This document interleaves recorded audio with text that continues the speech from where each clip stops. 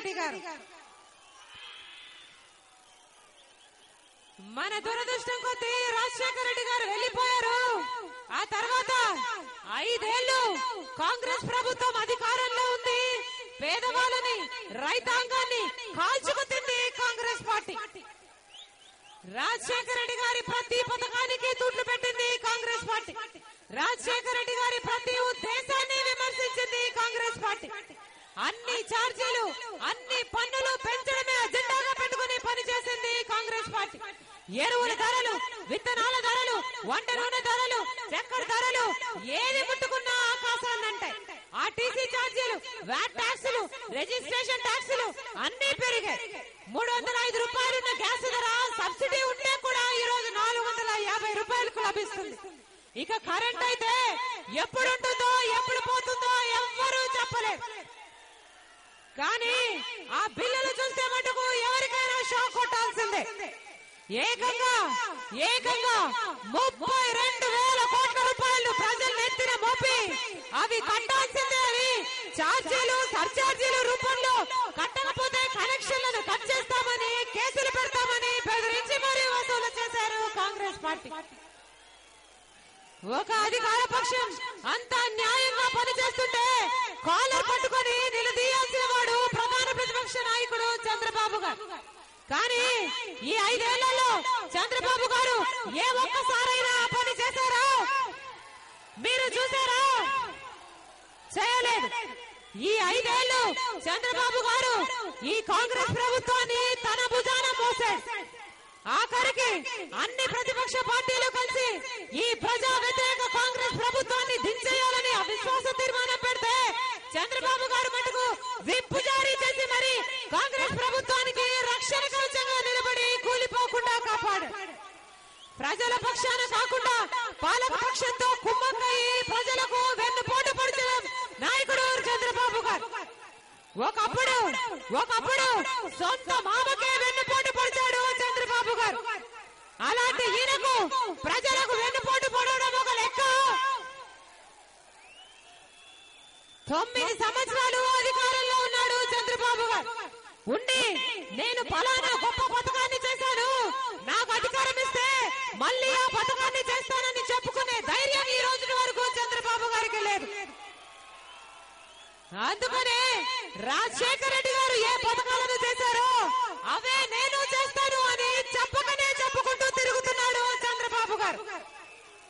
రాజశేఖర రెడ్డి గారు రుణమాఫీ చేస్తే ఇప్పుడు చంద్రబాబు గారు చేయెత్తి నేను కూడా రుణమాఫీ చేస్తానని చెప్తున్నాడు. 9 సంవత్సరాల అధికారంలో ఉన్నాడు కదా చంద్రబాబు గారు. ఒక్క సంవత్సరం అంటే ఒక్క సంవత్సరం, ఒక్క రైతు కాకపోతే ఒక్క రైతుకు ఒక్క రూపాయినా ఎప్పుడైనా చంద్రబాబు గారు ఏ రైతుకైనా రుణమాఫీ చేశాడా? చేయలేదు. రైతుల రుణాల మాఫీ గురించి కాదు కదా, కనీసం ఆ రైతుల రుణాల మీద ఉన్న వడ్డీ మాఫీ గురించి కూడా ఎప్పుడూ ఆలోచన చేయలేదు చంద్రబాబు గారు. రాజశేఖర రెడ్డి గారు ఉచిత విద్యుత్ ఇచ్చాడని ఇప్పుడు చంద్రబాబు గారు చేయెత్తి నేను కూడా ఉచిత విద్యుత్ ఇస్తానని చెప్తున్నాడు. 8 సంవత్సరాలలో 8 సార్లు కరెంటు ఛార్జీలను పెంచాడు.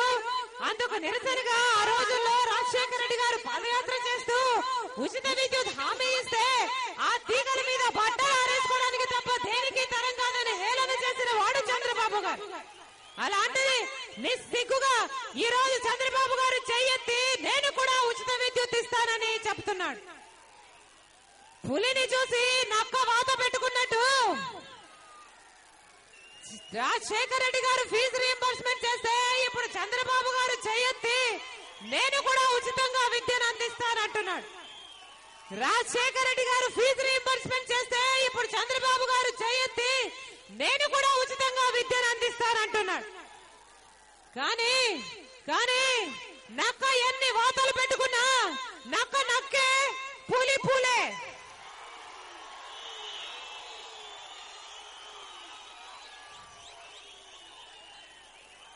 ఈ 5 ఏళ్లలో చంద్రబాబు గారు ఏ ఒక్కరోజు ప్రజల పక్షాన నిలబడలేదు.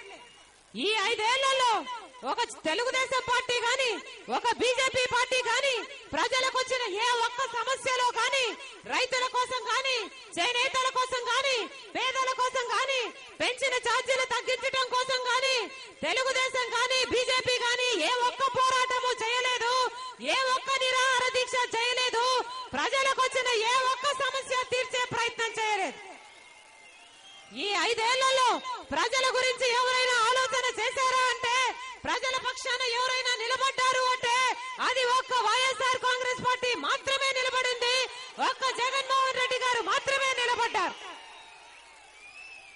పేద విద్యార్థుల ఫీజు రీయింబర్స్మెంట్ కోసం వారం రోజులు మెతుకు ముట్టకుండా పోరాటం చేసింది జగన్మోహన్ రెడ్డి గారు. రైతుల కోసం, చేనేతల కోసం పెంచిన ఛార్జీలు తగ్గించడం కోసం రోజుల తరబడి నిరాహార దీక్షలు చేసింది జగన్మోహన్ రెడ్డి గారు.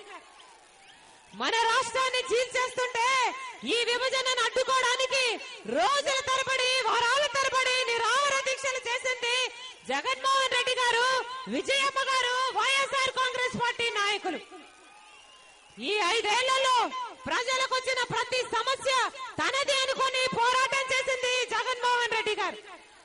ఈ 5 ఏళ్లలో అవకాశం ఉన్న ప్రతి రోజు ఎండనక, వాననక, రేయనక, పగలనక ప్రజల మధ్య గడిపింది జగన్మోహన్ రెడ్డి గారు.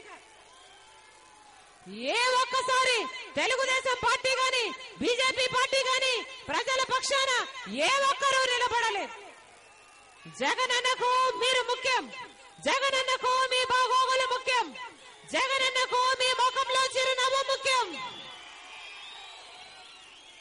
మీరు ఒక్క అవకాశం ఇస్తే మీ సంక్షేమం కోసం జగనన్న తన జీవితాన్ని ధారపోయడానికి సిద్ధంగా ఉన్నాడు.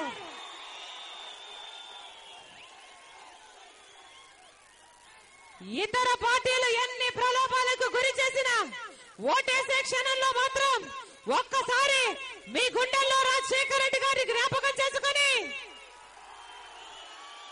ఫ్యాన్ గుర్తు మీద మీ అమూల్యమైన ఓటు వేసి జగనన్న నాయకత్వాన్ని బలపరిచి రాజన్న రాజ్యానికి మళ్లీ నాంది పలకాలని మా ప్రార్థన. వైఎస్ఆర్ కాంగ్రెస్ పార్టీ ఎమ్మెల్యే అభ్యర్థి అమర్నాథ్ రెడ్డి అన్న గారు.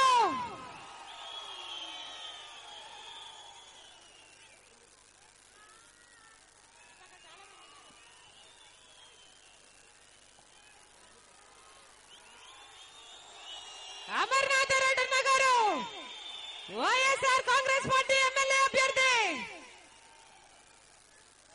వైఎస్ఆర్ కాంగ్రెస్ పార్టీ స్థానిక పార్లమెంటరీ అభ్యర్థి పెద్దిరెడ్డి మిథున్ రెడ్డి గారు.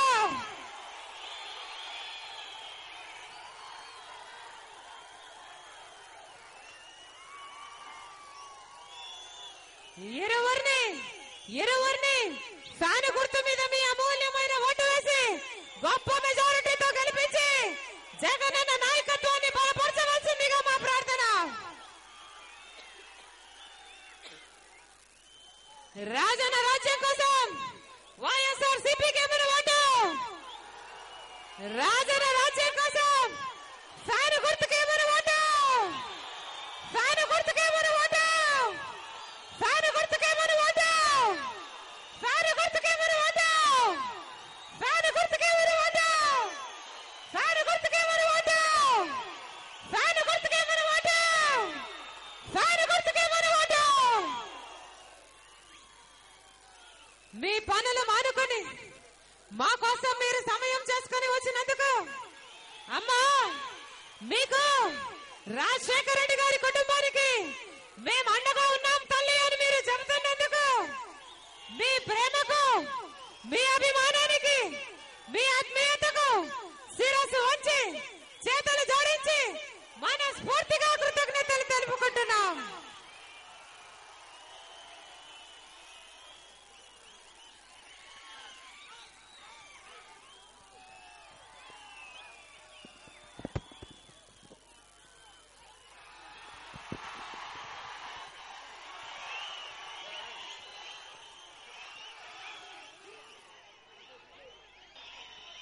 ఒకటవుదాం, మనమందరం చెయ్యి చెయ్యి కలుపుదాం. ఒకటవుదాం, ప్రియతమ నాయకుడు రాజశేఖర రెడ్డి గారి ఆశయాలను నెరవేరుస్తాం.